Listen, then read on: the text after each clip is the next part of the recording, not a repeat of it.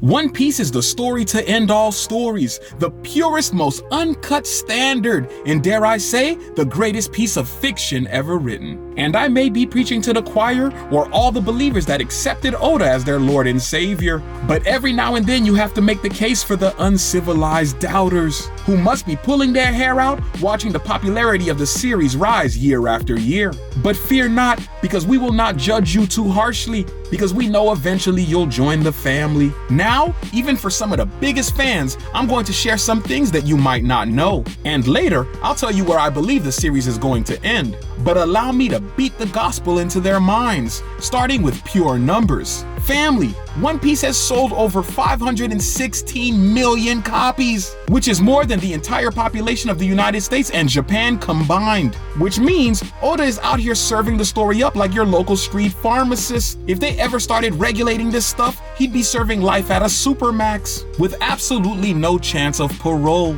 And with him being worth over $200 million, he is very well aware of what he's doing. But family, he didn't stop there, because he has created an anime that has stood the test of time, going decade after decade and still maintaining an audience. And the scary part is, the fan base keeps growing, which you would think would not be possible, since even the show was #1 in over 80 different countries. But family, this is only the beginning for him, because he has promised to bring us the biggest battle in manga and anime history. And as a fan, we know he means every word of it. Also, the icing on the cake when it comes to his numbers is the performance of his video games, which, as you can guess, sell in the multi-millions also. But none of that holds a candle to the evolution of the animation, because I will say this bluntly, One Piece has displayed some of the greatest animation I have ever seen.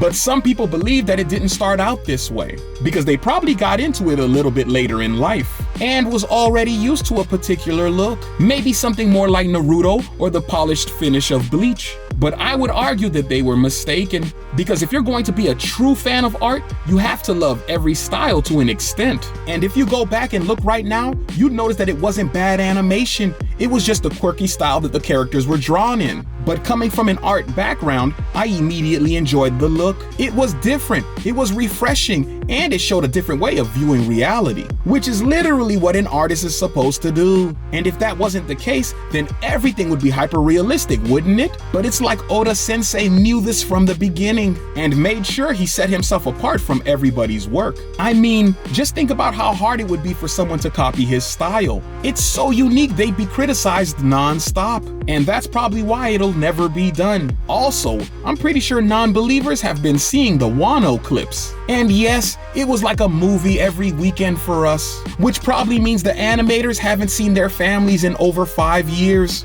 but they do it for the glory of the empire. And anime fans, thank you for all your hard work. But animation is only the tip of the iceberg, because one of the biggest stars in One Piece is the emotional roller coaster, which is something you didn't expect from a story about a stretchy pirate. But what starts off as a quirky, funny story quickly turns into some of the darkest work I've seen, with topics being covered that most writers won't even touch nowadays. Just think about how many characters lost their parents during the series, or how many of them lost a close sibling. It's almost like he's making sure you don't drop your guard, because the moment you do, something tragic is about to happen. And that goes for the battles also. He is notorious for not letting you rest after a traumatic event, so every climax has you at the edge of your seat, because you don't know which monster is going to fall out the sky next. And this is a formula that was later imitated in Demon Slayer and other modern anime. Also, any fan will tell you that they are really boxing out here, and that in itself will have you jumping out your seat,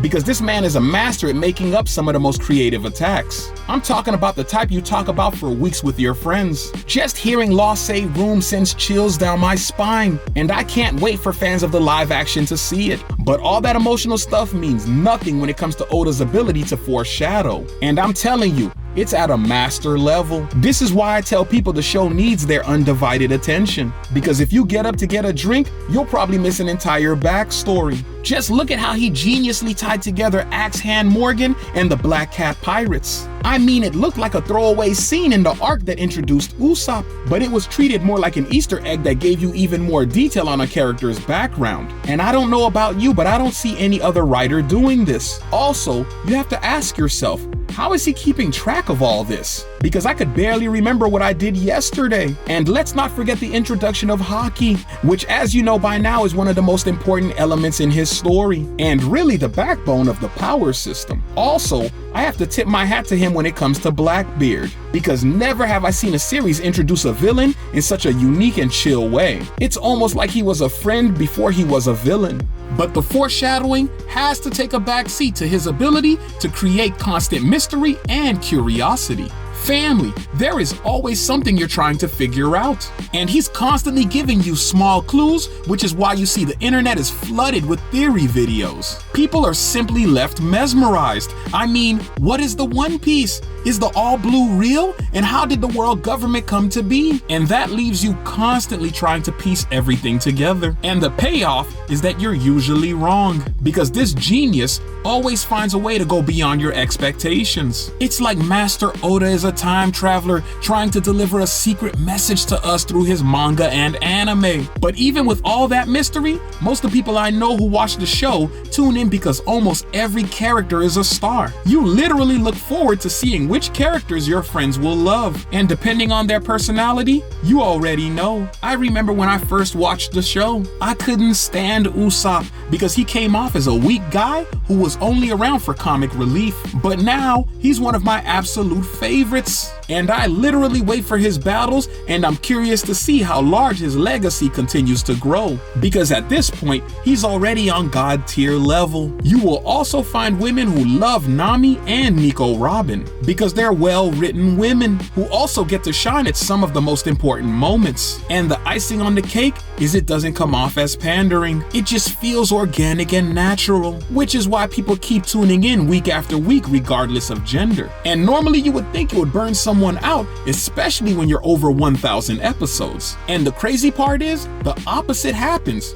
People want more. Family, I remember seeing it had a few hundred episodes and I said to myself, ain't no way I'm going to watch all that. But a good friend of mine told me it was top shelf and I never looked back. Family, this is what I expect from a high-level artist. It's supposed to feel refreshing over and over, and you're supposed to be able to pass it down generation to generation without it losing relevance and heart. I mean, this is Shakespeare-level work, and I'm willing to go a step further and say it's better. Just take a step back and look at the best display of world building. It's vast, intriguing, and brimming with mystery, with an option to expand it even further, which makes all the characters come to life, because it makes you wonder what it was like growing up in particular locations. And it gives you a concrete reason why some people are so strong in the series. Heck, the whole show could have followed the life of Kaido, and it would still be some of the best things I've ever seen. And to prove the point a little further, you should Google a map of the One Piece universe, and simply look around and remember all the things that happened in those locations. And I promise, you'll be amazed on how detailed everything was, and how there is even more to explore. Oh,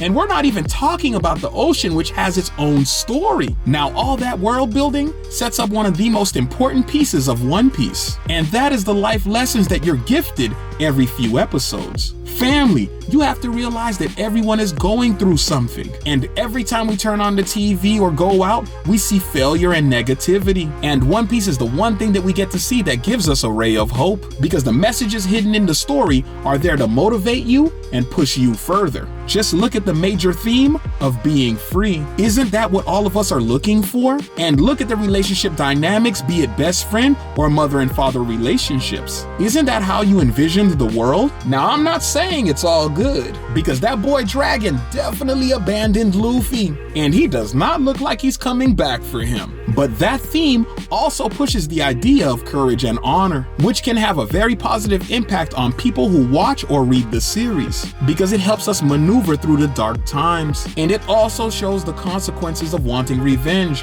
which, as you know, could have unexpected consequences. Just ask Big Mom. But what I feel is the most important aspect that makes One Piece the standard is the unmatched consistency of Oda. It's like this man doesn't sleep. He just pursues perfection every day, non-stop.